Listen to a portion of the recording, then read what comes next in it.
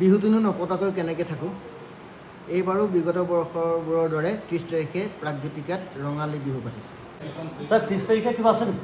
বিহু পাতিছোঁ আকৌ আহিব লাগিব চব। ঠিক আছে 30 তারিখে কিবা আছে নেকি? 30 তাৰিখে প্ৰাগজ্যোতিকাত বিহু পাতিছোঁ আকৌ।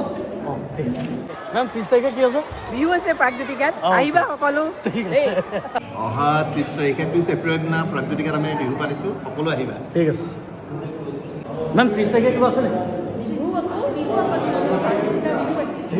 নমস্কাৰ সকলোলৈকে।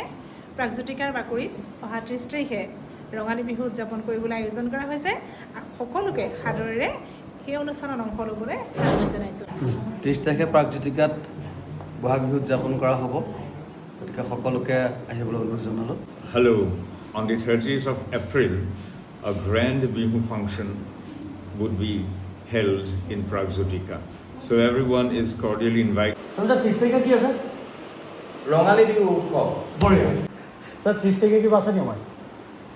প্ৰাগজ্যোতিকাত আমি বিগত বৰ্ষবোৰ সদায় পাতি আহিছোঁ। এইবাৰো ৰঙালী বিহু উদযাপন কৰিম, সকলো একেলগে অভিভাৱক আৰু আমাৰ শুভাকাংক্ষী সকলো আহিব, একেলগে নাচিম আৰু বিহু উদযাপন কৰিম। ঠিক হয় না 30 তাৰিখে কি আছে? বিহু আছে, আমি বিহু পাতিছোঁ এইবছৰ। সব আহিব লাগিব। চব আহিব লাগিব। ওকে স্যাৰ 30 তাৰিখে কি আছে?